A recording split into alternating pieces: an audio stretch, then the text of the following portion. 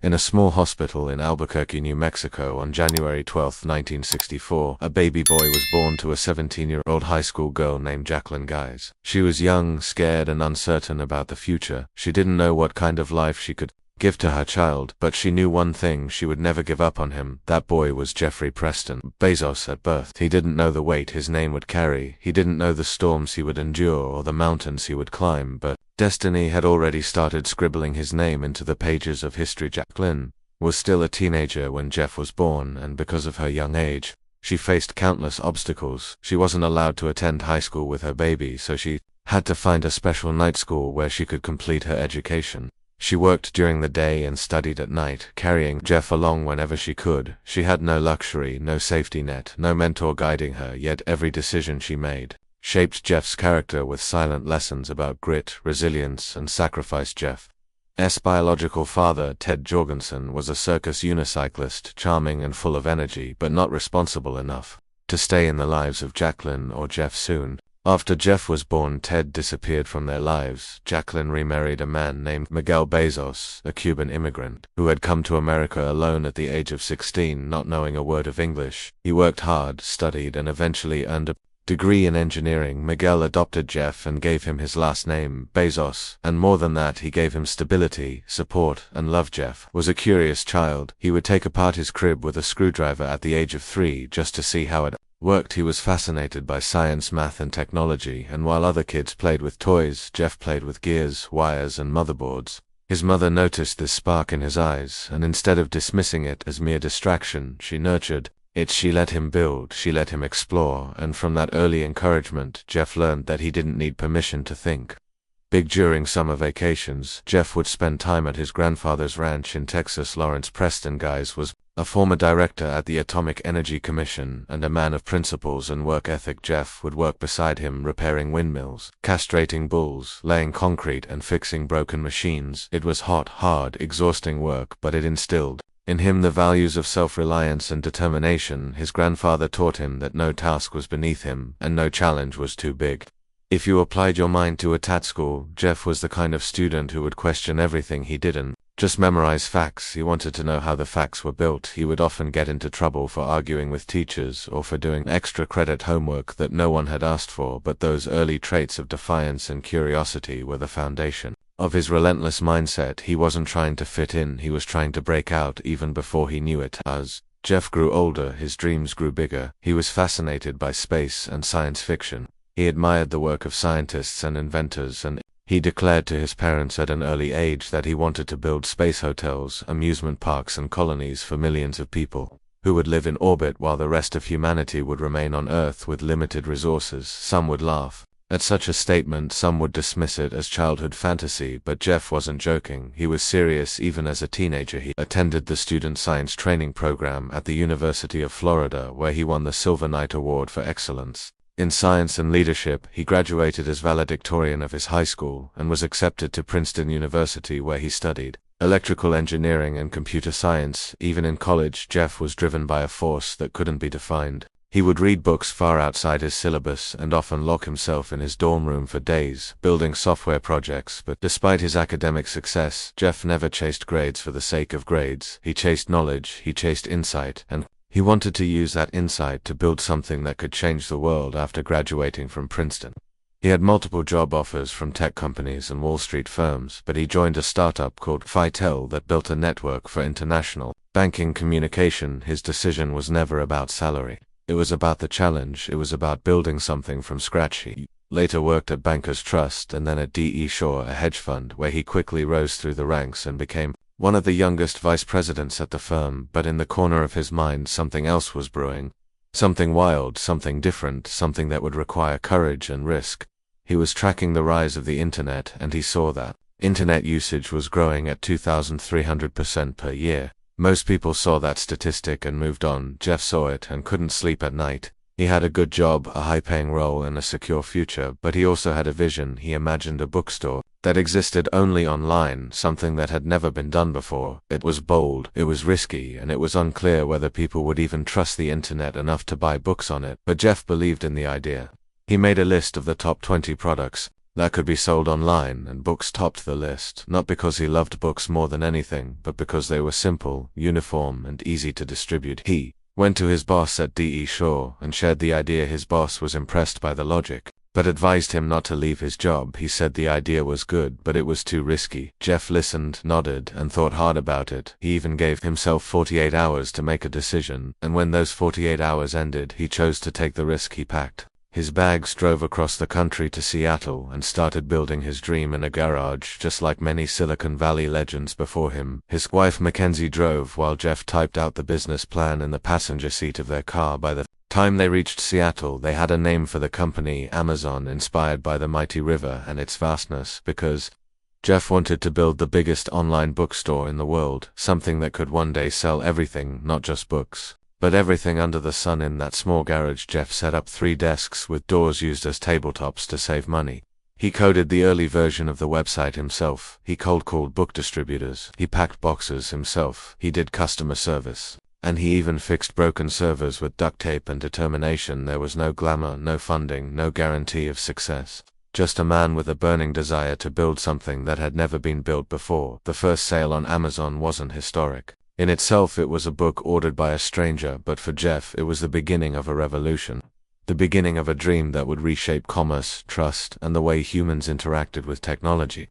Every order, every email, every error was a lesson, and Jeff absorbed it all like a sponge, constantly evolving, constantly refining the system. In those early months, Amazon was anything but smooth. There were crashes, outages, angry customers, delays, suppliers who didn't trust them, but Jeff refused to back down. He refused to compromise on customer experience. His obsession with making customers happy became the foundation of Amazon's culture. He said, "If there's one reason we have done better than our peers in the internet space, it is because we have focused like a laser on customer experience." Even when Amazon was running on fumes, Jeff kept pushing. He would sleep on the office floor. He would eat fast food between coding sessions, and he would keep telling his team, "This is day one for the internet. We're just getting started," no matter how many problems arose.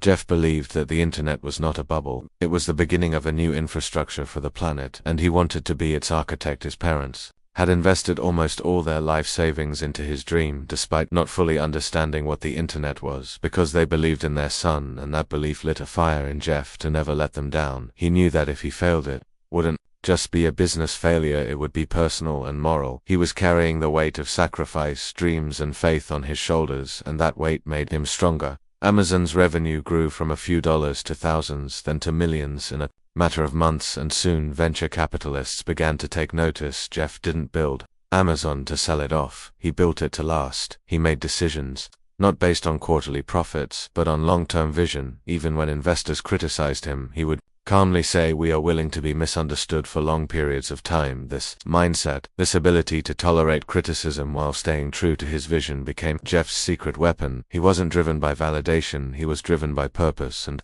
purpose as a way of surviving storms. No applause, no media hype, just a silent resolve to build the future one order at a time.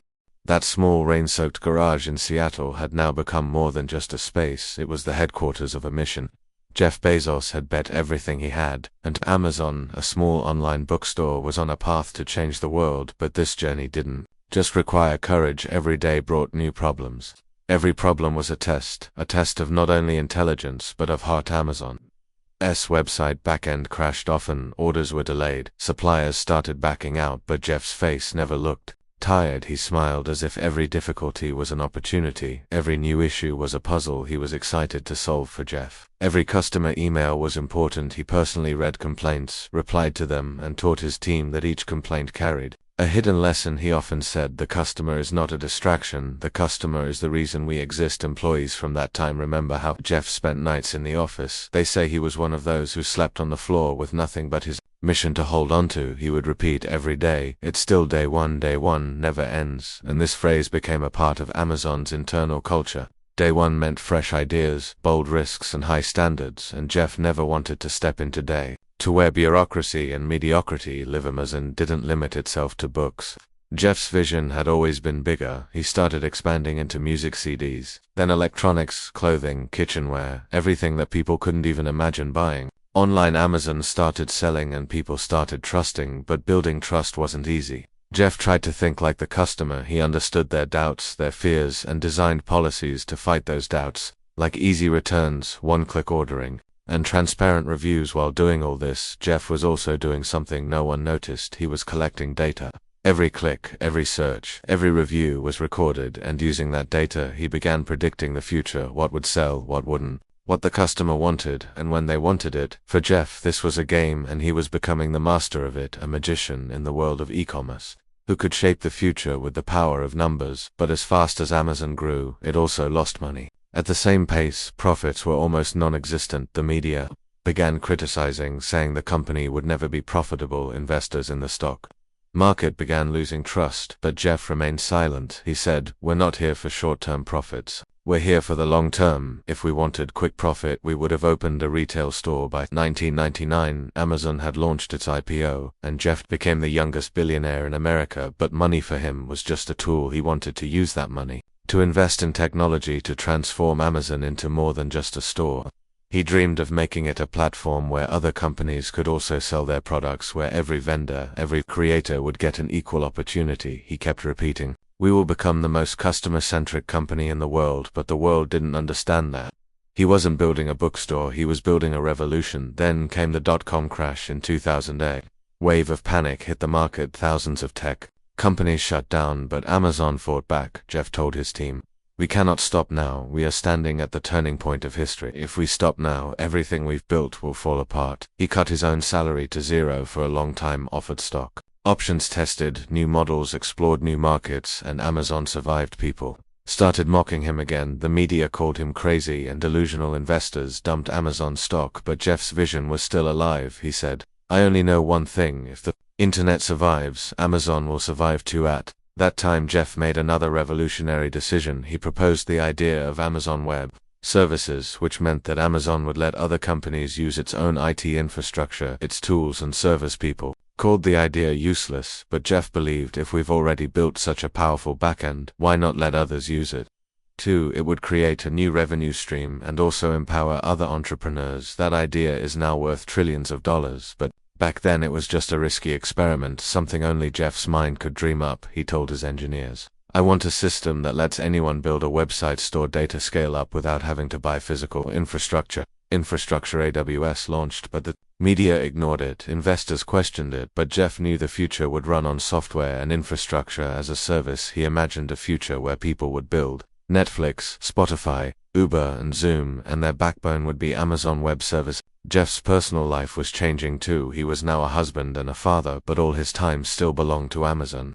He was always thinking about customer experience or back-end scalability. His obsession showed on his face, in the tone of his emails, in the tempo of his presentations. He created a high-performance culture inside Amazon where mediocrity had no place. He constantly told his employees, "If your passion isn't 100%, this is not the place to work. This is a place only for people who want to change the world, who don't want to be ordinary but extraordinary. People who fight for customers until the last breath. People who welcome sleepless nights." People were afraid of Jeff's intensity, but they respected him too. He believed work-life balance was an illusion. "If you're not putting your soul into your work, then you're just watching the clock tick," he said. "I want people who treat their job like a mission," and Amazon became full of such people. Eventually, Jeff was named the richest man in the world, but his answer always remained the same: "This money is a byproduct of how I think, and my thinking wasn't built for money. It was built for those who believe anything is possible, and when no one believes, I will show them they're wrong." As the years passed, Amazon was no longer just a company. It had grown into a global phenomenon, a marketplace, a logistics empire, a cloud infrastructure giant, and an innovation machine. It was transforming industries one by one, and behind it all, Jeff Bezos was still operating with the same one mindset, the same focus, the same drive, but the world around him was starting to shift fast. Technology was evolving faster than ever, expectations were higher, competition was fiercer, and now Jeff had to make a choice. He had to evolve too. He wasn't the scrappy underdog anymore. He was the industry titan, the richest man on earth, the face of modern capitalism, and with that status came not just admiration but also criticism. People began to question Amazon's power, its treatment of workers, its dominance in the market, and Jeff, being who he was, didn't ignore it. He studied it, he reflected on it, and he started building a new layer to his legacy, something that went beyond e-commerce, Something that reached the star's Blue Origin was a dream Jeff had been nurturing for decades. Even before Amazon, he dreamed of space. He had talked about building space, hotels, colonies, and human settlements in orbit.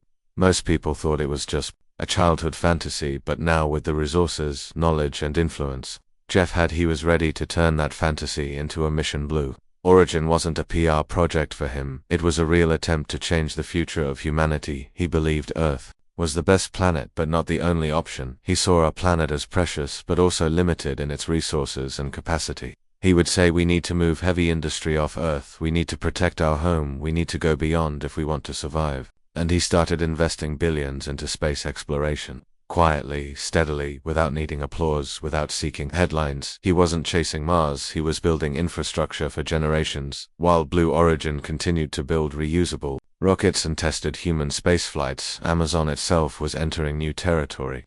Artificial intelligence, drone delivery, cashierless stores, voice assistants, healthcare, robotics. Jeff was no longer just building a business, he was shaping the future. Piece by piece, decision by decision, but even for someone as focused and visionary as Jeff, life was never without internal conflict, the pressure of leadership, the weight of expectation, the toll of being a public figure. He started realizing that his time was best spent on what he truly loved, inventing, building, pushing boundaries. He didn't want to manage, he wanted to explore, and in 2021, he made a bold announcement. He would step down as CEO of Amazon and transition into the role of executive chairman. The world was shocked. Some questioned his decision, others praised his timing, but for Jeff it wasn't a retirement, it was a shift, a redirection of energy. He had built Amazon into a machine that could run without him, and now it was time to return to building, time to go deep into Blue Origin, time to guide Amazon from a distance while he chased a vision that started when he was just a boy reading science fiction novels on his bedroom floor.